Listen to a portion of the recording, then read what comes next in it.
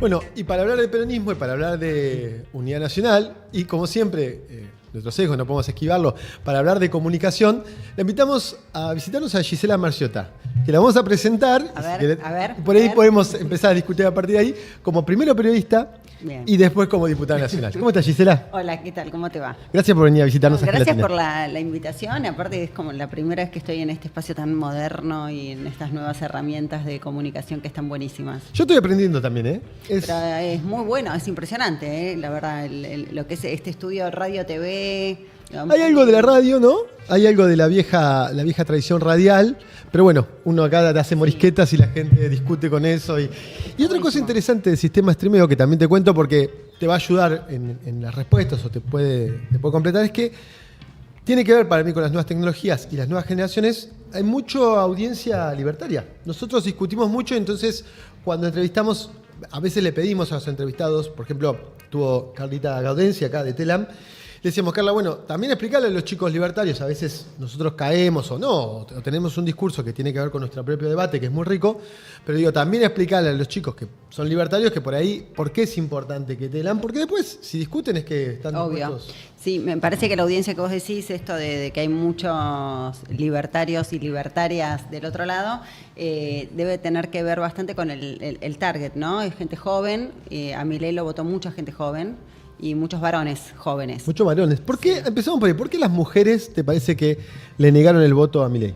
Bueno, básicamente porque es una persona que ha tenido siempre dentro de su forma una coherencia, ¿no? Y la coherencia esa que hoy sigue su curso es la misoginia. Digo, tiene un profundo desprecio. ¿Milei es misógino? Para mí sí.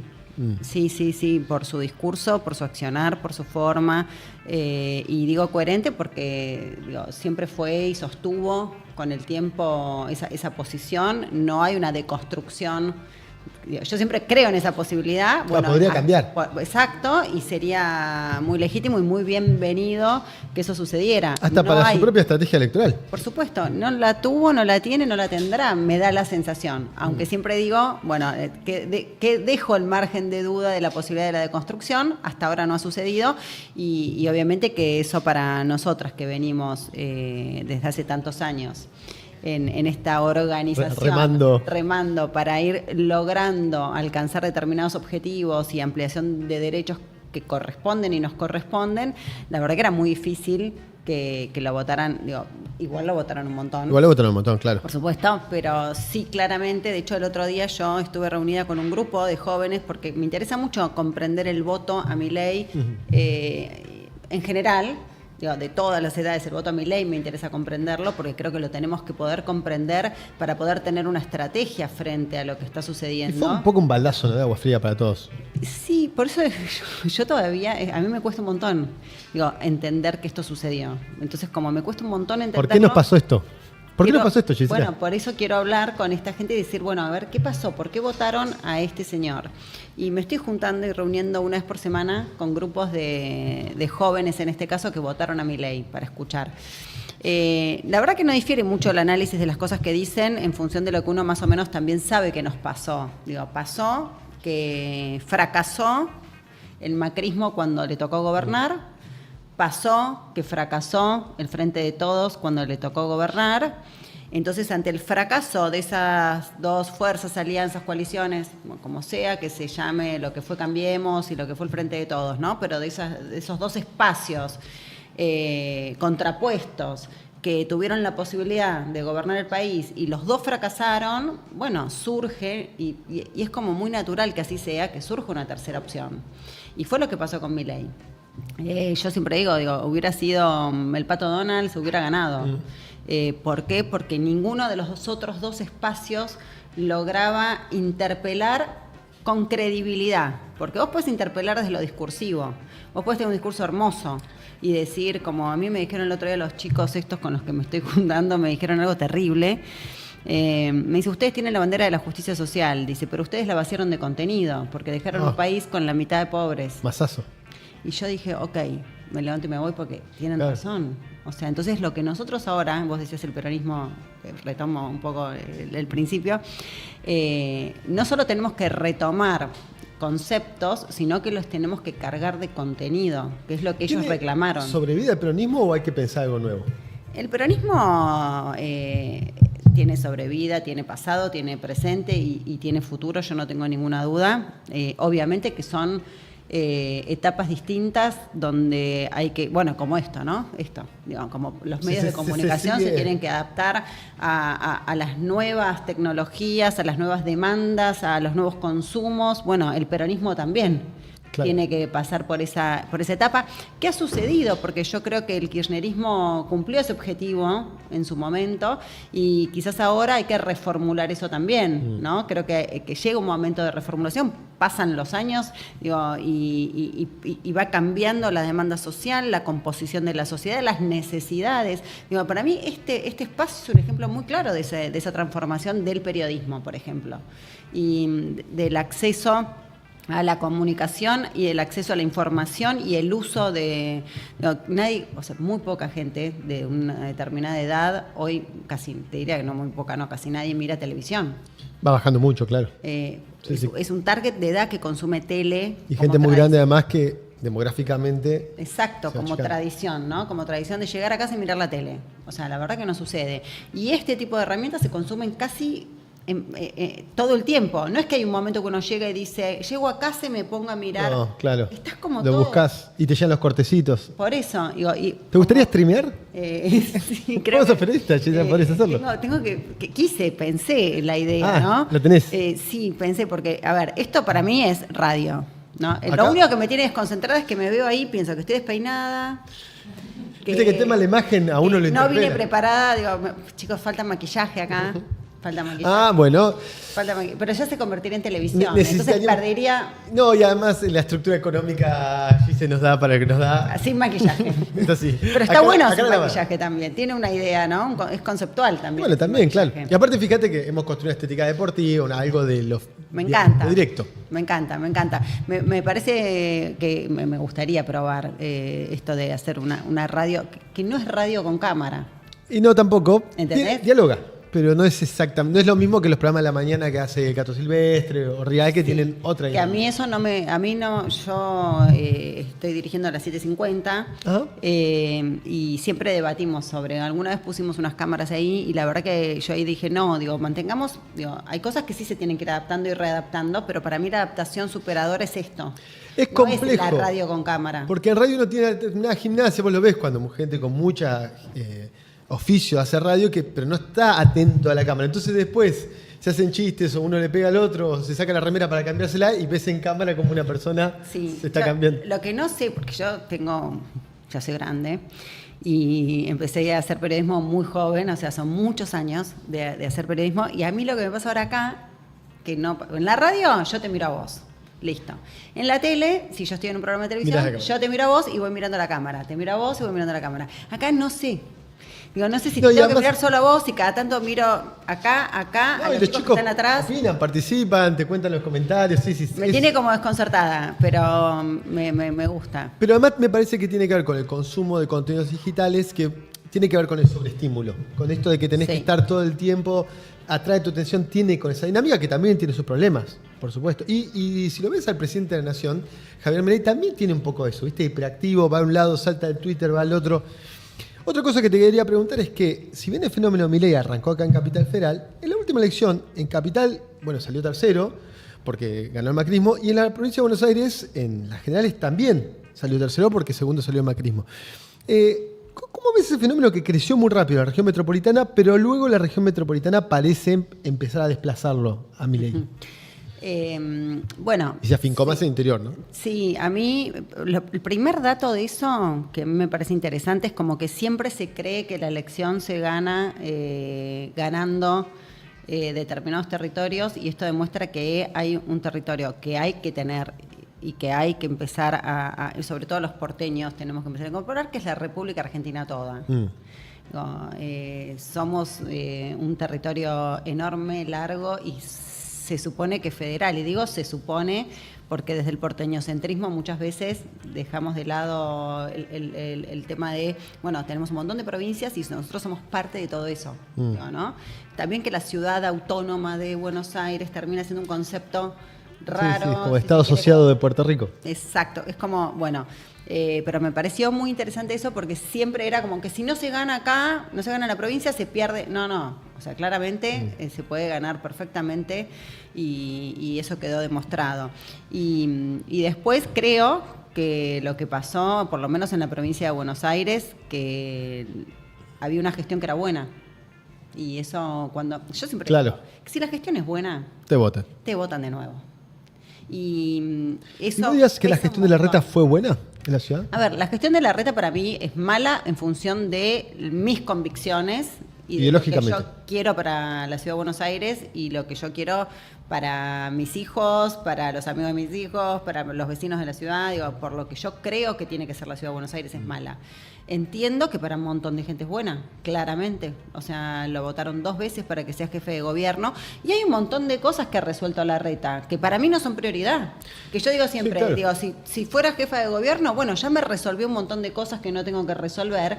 Ahora vamos por lo urgente y lo prioritario. Digo, él resolvió maceteros, que más o menos quedaron lindos. A mí no me gustan algunas cosas, pero es una cuestión estética. Me resolvió mal algún tema de la bicicenda. Bueno, listo, ya está. Claro, el Eso Metrobús, está ahí. algo de transporte. Sí, que también lo podemos discutir o mejorar si se quiere, pero hay un punto de partida de cosas que para mí no eran urgentes que él las resolvió. Y que a lo mejor para algunas personas que esas cosas eran urgentes o necesarias, estuvo bien gestionado. Yo hubiera priorizado educación, salud, sobre todo el tema, bueno, salud ni que hablar, ¿no? Pero el tema vacantes que en la Ciudad de Buenos Aires Crítico, es, ¿no? es un arrastre histórico. Y con la crisis económica imagino que haber empeorado. Bueno, yo creo que ahora lo que va a cambiar son las urgencias de porteños y porteñas, porque cuando vos tenés resuelta la situación económica, que por lo general la situación económica te la resuelve el gobierno nacional. Claro. Entonces vos tenés un gobierno nacional que te resuelve la cuestión económica. Entonces vos podés darte como esos gustos que tiene mucho la clase media de la Ciudad de Buenos Aires, que yo no critico, digo, porque eso es algo que cada uno decide lo que hace con su dinero y con sus expectativas. Bueno, mucha clase media de la Ciudad de Buenos Aires tiene como expectativas de que sus hijos vayan a escuelas de educación de gestión privada o, bueno, en función del mal servicio del hospital público, tener una prepaga. Bueno, cosas que se resolvían por una cuestión económica nacional y que podías acceder. Bueno, eso hoy se está modificando, lamentablemente, porque hay Para peor. Para peor, por supuesto. Se está y hay muchísimas personas de la Ciudad de Buenos Aires que tienen que empezar a recortar gastos y ese recorte de gastos empieza a llegar a tener que cambiar a los chicos de la escuela, de no poder pagar y tener que, ahí sí, como Se están decía Macri, encontrando. como decía Macri, caer en la educación pública con ese contenido tan peyorativo, ¿no? De caer en la educación pública, que es en lo que el expresidente creía, ¿no? Que caer en la educación pública era algo terrible. Bueno, ahora están cayendo porque no pueden pagar la escuela de gestión privada. Entonces ahí se empieza a haber un cambio de las necesidades y las urgencias que tiene que resolver el gobierno de la Ciudad de Buenos Aires, porque la educación lo tiene que resolver el gobierno de la Ciudad de Buenos Aires, la educación está descentralizada. Si hay o no hay vacantes en la Ciudad de Buenos Aires, hoy va a ser responsabilidad de Jorge Macri, que también hay que empezar a ponerle nombre y apellido. Y no porque arrancó. pareciera... Sí, no, parecía que estaba escondido. Hay un intendente. No, y aparte, uno puede decir la reta mejor o peor, lo que vos decís. La cuestión de gestión por la cual la gente lo eligió, la resolvía. Con Jorge Macri no está tan claro. Yo todavía sigo viendo árboles del temporal de fin de diciembre, principio de enero. No pareciera ni siquiera tener la capacidad de respuesta que tenía la gestión de la reta. Bueno. Y además sería todo lo que vos traes. Exacto. Hay una agenda que se incorpora y que es nueva, ¿no? Que son las nuevas demandas en función de un gobierno nacional que está empeorando la calidad de vida de los argentinos y las argentinas. Y a eso agregale la cotidiana. Digo, tuviste una tormenta, se cayeron árboles, tenés que reaccionar. Tuviste una tormenta, se inundaron calles, tenés que reaccionar.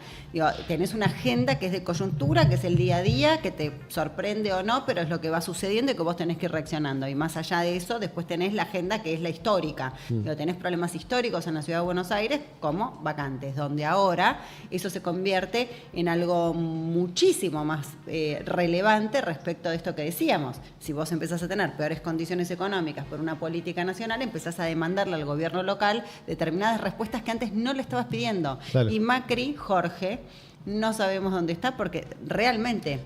¿Puede ser que se haya tomado unas vacaciones? Sí, decían que se había tomado vacaciones. Yo la verdad que no... Pero en cualquier trabajo uno tiene que cumplir 12 meses de trabajo antes de irse de vacaciones. Sí. Jorge. Sí. Medio temprano para arrancar, sino que en julio siguen las siguientes. Sí, pero viste que el macrismo tiene esas cosas, ¿no? ¿Te acordás cuando Macri era presidente que se tomaba los fines de semana largos cuando había feriados? Que es una cosa rarísima, un Sí, presidente tomándose feriado. Y cortaba para Netflix. Por eso. O sea, eso es algo sagrado. Para el presidente era sagrado. Es inconcebible que el presidente de la nación pueda tener si vos asumiste la responsabilidad de gobernarnos a todos los argentinos y argentinas, eso es 24/7. Pero además reconociendo, señalando que hay problemáticas muy agudas. Bueno, no. Y parece que en eso el primo Jorge está en la misma gimnasia. Me parece que es algo familiar. Tiene otro ritmo. Tienen un ritmo parecido en ese sentido, ¿no? Bien. Che, y del lado nuestro, de parte del peronismo de la ciudad, ¿qué es esto que decís? Che, interpelarlos con credibilidad. ¿Qué construimos? ¿Qué se puede construir? Yo te digo una cosa, incluso a modo de autocrítica del peronismo, me parece que el peronismo porteño ha tenido una visión, es cierto, con mucho problema de entender el interior. Pero también me parece que el peronismo nacional ha sacrificado muchas veces la ciudad en términos de, bueno, los porteños son todos gorilas, jódanse. Sí. Y viste, y vos después tenés que dar la cara ante los vecinos y decir, no, pero el peronismo dice que somos todos gorilas. ¿Cómo cómo se puede construir una propuesta de peronismo porteño orgullosa de ser porteña? Y peronista. Y peronista. Las dos cosas. Orgullosa de ser porteña y peronista. Yo creo que sí, es verdad lo que decís, que hay una cuestión esta de, bueno, el porteño, la porteña son más progresistas que peronistas, ¿no? Entonces ese progresismo no termina de enamorarse del peronismo y de la propuesta peronista para la Ciudad de Buenos Aires. Sin embargo, yo creo que estamos en una etapa de mutación y de transformación en ese sentido, pero en base justamente a lo que hablábamos antes. Al modificarse las necesidades, bueno, el peronismo, y yo soy una convencida de esto, creo que el fracaso del gobierno del Frente de Todos... Sos muy dura. Sí, pero me parece que suena duro, pero es objetivo. Y permite recomponer. Y cuando además, uno hace un diagnóstico sincero. Sí, y además, si querés, hasta yo te puedo decir que esto yo lo decía cuando éramos gobierno. O sea, no es que ahora porque perdimos la elección. Cuando éramos gobierno. Y si vos ves los proyectos que yo presenté en la Cámara de Diputados, siendo diputada del oficialismo, te vas a dar cuenta que mi agenda ya establecía que estábamos fallando en temas centrales, por ejemplo, el tema alquileres. Perdón que ahora me fui de tema, pero ahora vuelvo. No. Y aparte la ciudad es crítico. Me parece central. El tema alquileres, mira, y tuve discusiones durísimas, incluso dentro del espacio, en el Congreso Nacional, porque claro, mi proyecto era realmente con la vara muy alta, a favor de quien tiene la mayor necesidad. ¿Quién es el que tiene la mayor necesidad? El que tiene que acceder a una vivienda. Claro. O sea, el inquilino. Sí o sí, el proyecto que nosotros hagamos como peronistas tiene que inclinar la balanza para proteger desde el Estado a quien tiene la necesidad. No hay opción de pensar de otra manera. Entonces, mi proyecto en ese sentido era bastante ambicioso, porque si bien era una modificación a la ley vigente que ahora no está vigente, era una modificación en la que yo ponía, por ejemplo, no establecía yo, la restablecía porque la creó Perón, la Cámara Nacional de Alquileres, y yo quería restablecer esa Cámara porque esa Cámara lo que podía y permitía era la representación en un espacio de todos los sectores, inquilinos, propietarios, inmobiliarias, el Como Estado. se hace con el salario mínimo,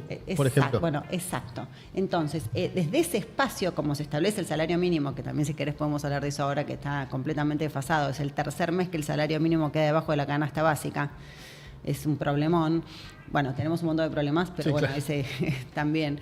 Esa Cámara permitía que se sentaran en una mesa y poder establecer el valor de los alquileres, que el alquiler sea solo en pesos y no en dólares. ¿Por qué? Porque es ilegal cobrar valores en una moneda que no es de curso legal para nosotros. O claro. sea, entonces establecía y pedía en el proyecto multas para quienes publicaran valores de alquileres en dólares. Viste que vos entras a cualquier página de hoy están alquileres, la mitad dolarizado. Está todo dolarizado y eso es ilegal. Digo, si vos tenés ganas, como Estado, de controlar e incluso recaudar más, con ponerte a chequear las páginas de ventas de propiedades o de alquileres de propiedades, que están todas en dólares, digo, te haces un festival. Sí, claro, porque venta Está todo todo. mal. Todo. Está todo mal, es todo ilegal.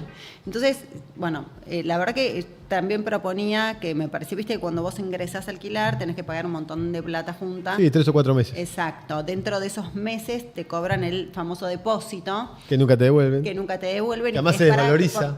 No, bueno, y que algunos ahora, Te lo viste, que es un indexan. descontrol, claro, te están pidiendo que lo pagues y que deposites en función de lo que va a valer dentro de 3 años el alquiler. No, bueno, yo lo que proponía, me parecía que estaba bueno, voy a retomar este proyecto, es hacer el depósito en cuotas.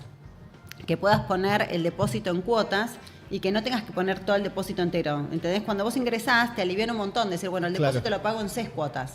Entonces, bueno, te afloja un poco todo ese ingreso. Me parecía que esos temas, temas centrales que nosotros no pudimos responder, el tema jubilados, tuvimos una movilidad que terminó haciendo perder a los jubilados también, una movilidad que no acopló la famosa cláusula gatillo de indexación. Y un poco todo salía mal porque la inflación te rompe cualquier número, ¿no? Sí, pero vos se podía poner, yo presenté un proyecto cuando Había era algo. gobierno, y ahora lo volví a presentar porque había perdido estado parlamentario, para tener una cláusula gatillo, que cuando la fórmula de movilidad no compensaba la inflación de esos 3 meses, automáticamente la cláusula gatillo se activaba y se compensaba en función de la inflación acumulada de los últimos 3 meses. Ahora este proyecto lo volví a presentar, los jubilados ahora están peor que nunca, si ya perdieron con nosotros, ahora pierden más. Crítica. Tremendo, es tremendo. Entonces es urgente. De hecho, el gobierno esta semana festejó que se había caído. ¿No tuvieron una sesión de diputados tratando jubilaciones? Se había pedido una sesión especial. Y el gobierno festejó que la situación continúa actual, como está ahora. Exactamente, sí. En función de este cambio de necesidades y de urgencias que veníamos hablando de todos los argentinos y argentinas, y ese cambio le va y nos toca en la Ciudad de Buenos Aires, a cada uno de los vecinos en nuestra vida cotidiana, toda. El peronismo es una alternativa para darle respuestas a esas necesidades que van a dejar de ser la maceta, la bicisenda, sino que vas a empezar a necesitar respuestas sobre lo que nosotros siempre venimos diciendo que hay que trabajar en la Ciudad de Buenos Aires. ¿Qué necesitamos en la Ciudad de Buenos Aires? Necesitamos la oportunidad de gobernar. Claro. Porque si no es solo un discurso. O sea, tenemos un discurso divino. Claro, pero a mí me parece, la última elección me parece que, bueno, nosotros no es radical, pero es parte de nuestra fuerza, encabezó nuestra fuerza, y en la campaña me parece que es una buena campaña, entre otras cosas porque tocaba estos temas que vos traías, Gisela, habló de alquileres, habló de subte, que tuviera un horario extendido a 24 claro, horas, sí. Entonces problemáticas reales, el tema de las escuelas, problemáticas reales que hacen, porque yo conozco a alguna gente de clase media, media alta, conozco, y te reconocen que la ciudad es invivible. Tienes que transportarte de un lugar al otro, el tránsito está explotado y los precios de muchas cosas son de un delirio. Entonces, evidentemente hay un lugar donde trabajar la frustración que tienen los porteños sobre lo que pasa en la ciudad. Y que esta ciudad, que es un orgullo del planeta, porque es de las ciudades más lindas del mundo, de golpe te encontrás que tiene problemas muy básicos a resolver. Y la desigualdad de arrastre de estas dos ciudades que conviven en una misma ciudad, ¿no? Si vos la dividís a la ciudad norte-sur, el otro día veía un informe que casi triplica el nivel de ingreso de la ciudad norte respecto de la ciudad sur. El norte del sur. Entonces, tenemos también esa complejidad de esta profunda desigualdad que no se ha trabajado en ninguno de los gobiernos. No lo trabajó Mauricio Macri cuando gobernó, no lo trabajó Larreta, y ahora, Jorge Macri no sabemos ni siquiera dónde está, con lo cual no sé si está en su agenda, no sé si sabe. Yo ni siquiera sé si Jorge Macri sabe y ha recorrido alguna vez un barrio de la Ciudad de Buenos Aires, el sur de la Ciudad de Buenos Aires. Yo no sé si alguna vez lo caminó. No, pero porque encima viene de la provincia. Para la autoestima, yo no creo que el dengue sea problema de Jorge Macri. Ahora, para la autoestima de los porteños, que no haya no te digo fumigación, una mínima campaña de concientización sobre una enfermedad que uno diría, esto viene de la literatura colonial del siglo XIX, dengue, una enfermedad de pobreza extrema. Nada, no hay un nada. registro de... No, Por eso quizás se abre una oportunidad para una nueva generación de peronismo en la ciudad. Sí, yo creo que es re importante el recambio generacional. Creo que es muy importante reconstruir. A ver, nosotros como peronismo de la ciudad de Buenos Aires no podemos estar ajenos a lo que vaya pasando y a lo que vaya sucediendo con el peronismo nacional, ¿no? Claro. O sea, hay, sobre todo en este tiempo, donde hay una necesidad enorme de reformular el espacio. Cuando digo el peronismo, yo soy amplia y estoy pensando en... A mí me cuesta un montón lo de Unión por la Patria. Me parece que Unión por la Patria como concepto, digo, ya está. Cumplió su ciclo. Sí, o sea, para mí como concepto, como título, como nombre, no como espacio. El espacio, me parece que ese espacio es sumamente valorable y que ese espacio hay que consolidarlo y ese espacio tiene que estar más unido que nunca. Pero me cuesta porque digo, a veces no sé si somos Unión por la Patria, si somos el Frente de Todos, digo, por eso digo el peronismo, digo, claro, que es más allá del pejotismo, digamos. El peronismo está por encima del Partido Justicialista, el peronismo es el movimiento. Sí, claro, claro. Y ese movimiento a nivel nacional requiere, no tengo ninguna duda, sobre todo en este tiempo, de una reformulación, de una profunda reflexión para esa reformulación y para poder volver a ser una alternativa creíble. Tiene que volver a ser el peronismo. La gente tiene que volver a creer que somos nosotros los capaces de resolver todos los problemas. Claro, porque ¿qué te decían? Ponele hasta 2015. El kirchnerismo, yo hablabas con gente que no tenía posiciones ideológicas muy desarrolladas, pero te decían, no, el periodismo pueden ser chorros, te lo decían, puede ser, pero te resuelven los problemas. Que era una memoria que había quedado de la crisis del 89 y de la crisis de 2001, ¿no? Había un sentido común que es, ¿vos estás de acuerdo o no? Los que eran más críticos te decían, tienen todos estos problemas, pero te resuelven la crisis. Yo no sé si esa concepción de peronismo no está hoy muy problematizada. Y en función de lo que mencionábamos de no haber resuelto, por lo menos problemas que yo diría que son como columna vertebral, ¿no? En la sociedad, y hoy vuelvo, tema vivienda. Si vos no resolvés y no contenés, al menos, porque ya resolver es un montón, sí, claro, pero al menos contenés, si no contenés el tema de los alquileres, cuando sos gobierno, digo, tenés un problema enorme después para decir, pero mirá que nosotros somos capaces de resolverlo. No, pero si pudiste, tenías hasta hace un par de meses estabas en condiciones, sí. Digo, tenés las condiciones de resolver cuando sos gobierno nacional, tenés todas las herramientas para hacerlo, y eso no sucedió. Entonces, cuando eso no sucede, ¿por qué? Y a mí me costaba un montón cuando teníamos que hacer campaña, ¿por qué nos van a volver a votar si somos gobierno, tenemos la posibilidad de resolver y no lo estamos resolviendo? Pero decís, te hago una pregunta, para ver si entiendo. ¿El peronismo porteño tiene futuro de la mano de un peronismo nacional que también resuelva problemas? Por supuesto, sí. Se necesitan las dos cosas. Primero, o sea, todo. El peronismo es un todo. Después hay distritos. Bueno, en ese peronismo todo tiene que tener para mí una profunda reflexión. Desde esa profunda reflexión, una reconstrucción y una renovación generacional de dirigentes que puedan lograr interpelar con credibilidad para que la gente vuelva a saber y a confiar en que seremos nosotros los que vamos a resolver esos problemas, porque tenemos la capacidad para hacerlo con una agenda que incluye a todos los argentinos, sí, y que no quiere dejar a nadie afuera. No, y que vos ganes diciendo, che, yo tengo que resolver el problema de la vivienda.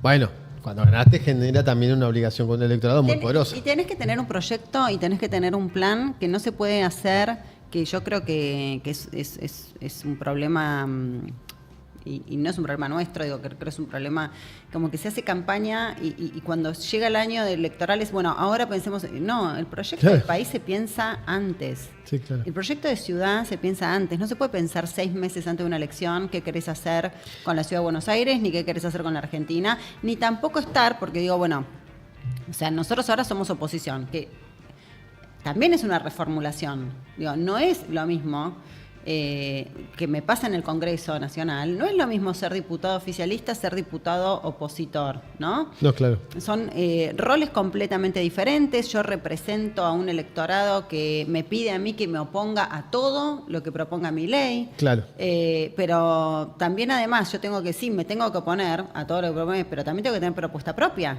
porque esa es mi agenda política. Porque llamar si no quedas en la negativa solamente. Exacto. Ahí tengo una pregunta cortita. ¿Qué te parece que va a pasar si se vota el DNU en diputados? Porque está más peleado, ¿no?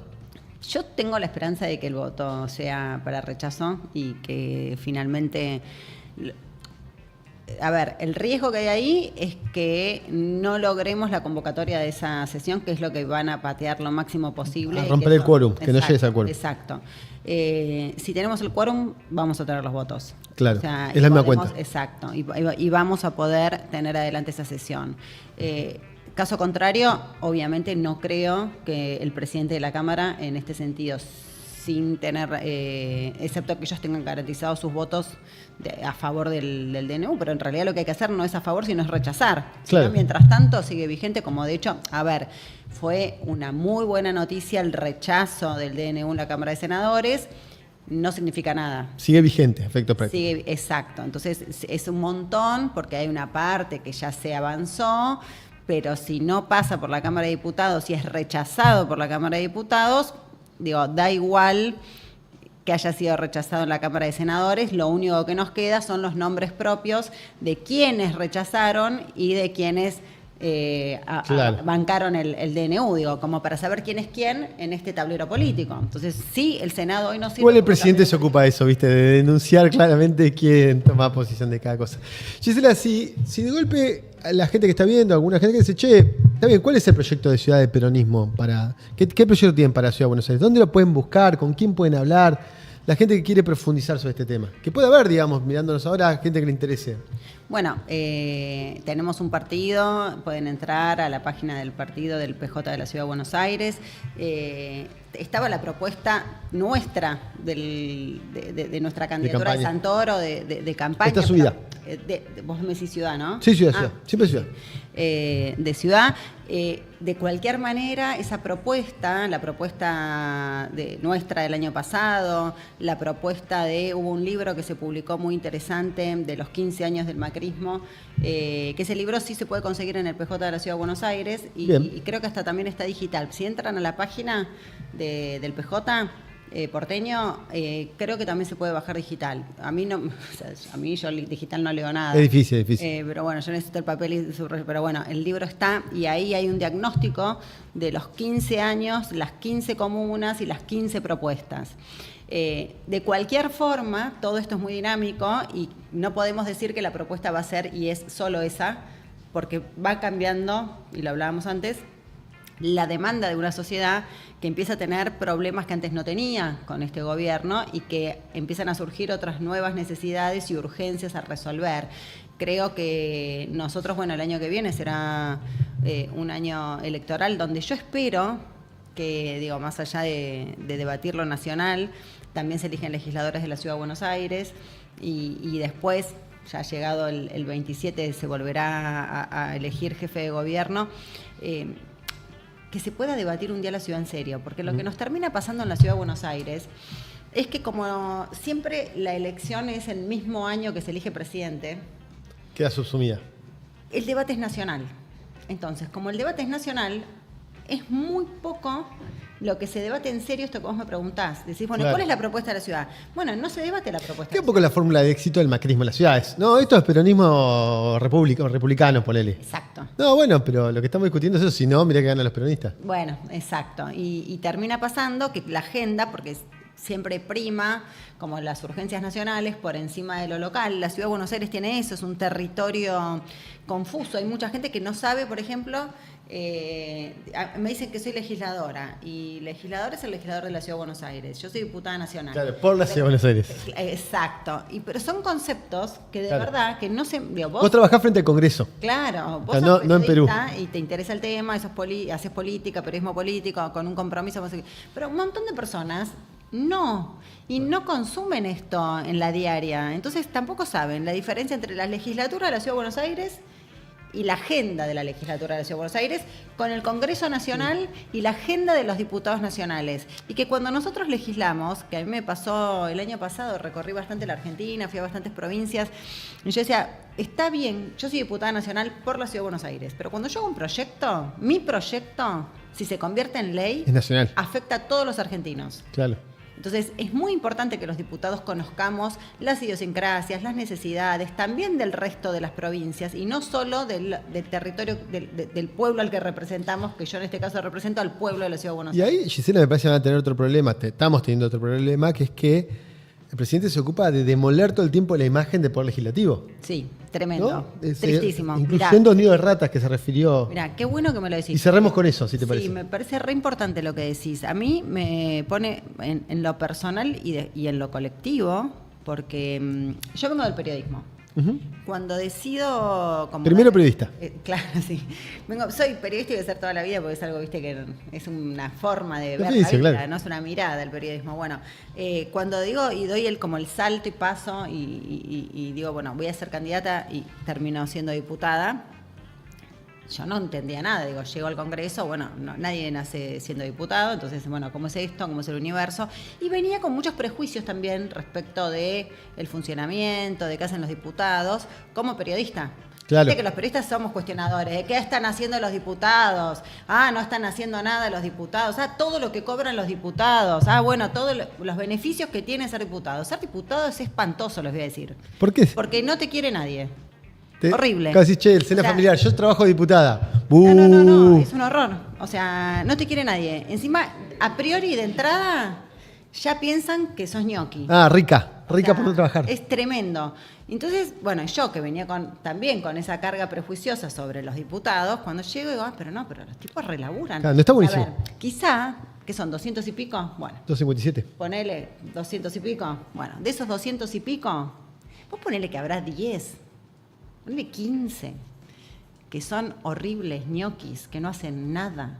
Pero hay esos son los que se conocen, esos Entre son los ellos, conocidos. el actual presidente Javier Milei, Bueno. cuando se va a ver las veces que va a la Cámara, es mínimo. Bueno, por eso, esos son los conocidos, los que los periodistas señalan con el dedo y dicen, este no hace nada, este no hace nada, este no hace nada. A mí me encantaría, y los invito, y Al las revés. invito, a que muestren los que sí laburamos, que somos la mayoría, y con un esfuerzo enorme, y todo el tiempo tratando de demostrar que no somos lo que dicen que somos, que ninguno es millonario, digo, que si hay millonarios los contamos con los dedos de la mano y no fueron millonarios por ser diputados, se hicieron millonarios en otro lado, como los periodistas, digo, ¿periodista millonario? Alguno hay. Periodista que me da duda. Algunos hay, claro. O sea, periodista millonario no se hizo millonario con el periodismo. El periodismo no te hace millonario.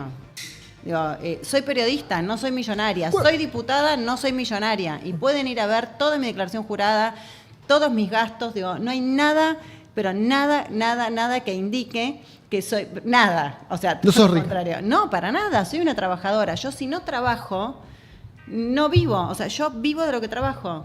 Entonces, yo soy una trabajadora. Soy trabajadora del periodismo y hoy soy trabajadora también en la Cámara de Diputados como diputada nacional. Pero como me pasa a mí, me pasa a un montón de compañeros y compañeras, y no solo de mi espacio político. Hay muchísimos diputados y diputadas de otros espacios políticos que laburan un montón, que se toman con mucha responsabilidad el tema. No estoy de acuerdo con los objetivos Claro. de ellos y con los proyectos de ellos. Pero incluso Milei son no es que dijo, trabajadores. excepto los nuestros, son todos un nido de ratas. Dijo, no, todos, digamos, los de él también, Sago, todo en la misma, Lemoyne, todos en la Pero misma. es tremendo. Y te digo una cosa, a mí yo viviría mucho más tranquila haciendo solo periodismo y seguramente ganaría bastante más dinero que el que gano ahora.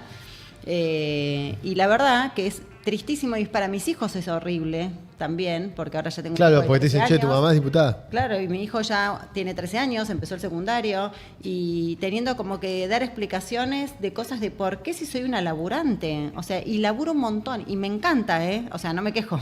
Digo, me gusta mucho trabajar, me encanta resolver problemas y me encanta lo que hago, pero es muy injusto que nos estén señalando con el dedo sin profundizar en serio, generalizar. Todos los diputados, no, como ni todos los maestros, como ni todos los médicos, No, claro. ni todos los políticos, nunca todos.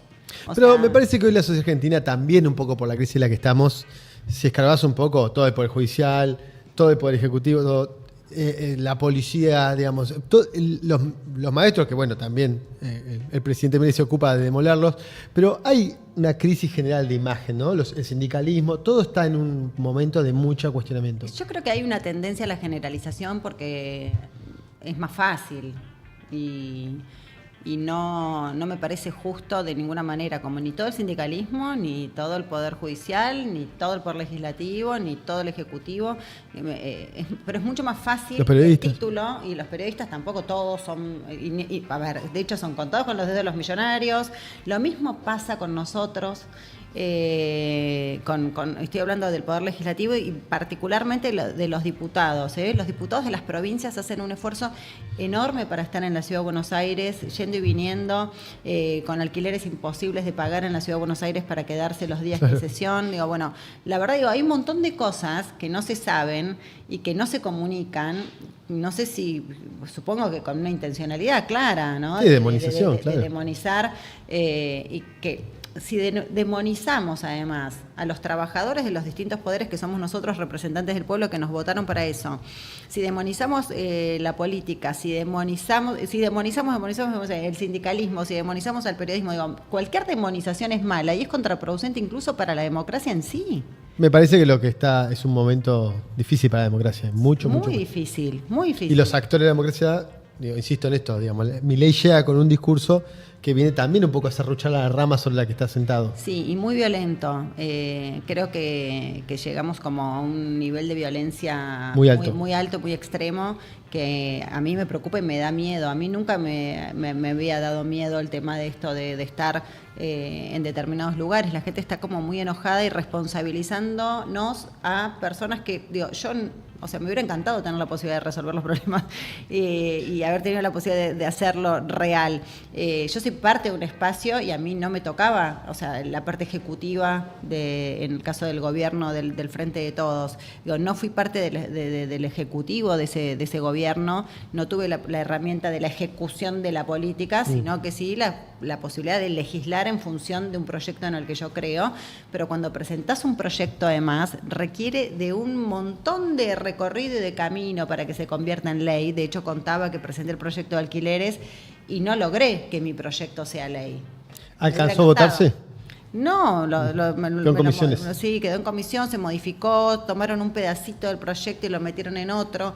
Pero no siempre, por eso está buenísimo que la participación ciudadana también sea meterse en la página del Congreso. Yo sé que es un montón de laburo lo que digo, de tener que meterse en la página del Congreso, buscar qué hace cada diputado, qué proyecto presentó, qué votó, qué no votó. Es muy importante. Y el esfuerzo también de un diputado de encontrar espacio donde pueda también contar qué es lo que hace, ¿no? Porque para ir a buscar a la gente. Che, muchos comentarios, estoy bastante sorprendido. Mira, te lo voy a compartir. Bardí acá. Y vamos a compartir. Y vamos a compartir. Para que, no sé si es la bardeación. ¿Y puedo contestarles algo? Sí, puedes contestarle.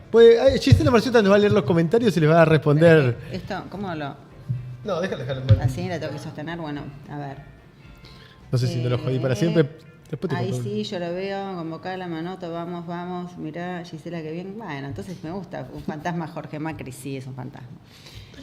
Jorge Macri es un fantasma. Ya ser un fantasma es un montón para esta altura. Sí, ¿dónde está? Me encanta. Buscando a Jorge Macri. Podría ser un afiche de esa campaña, buscando a Jorge Macri. Sí, es muy bueno. Ya empezamos la campaña. El recambio periodista se llama Axel Kicillof, Axel Graboy, Gisela y todos los jóvenes lúcidos y realistas. Santoro también.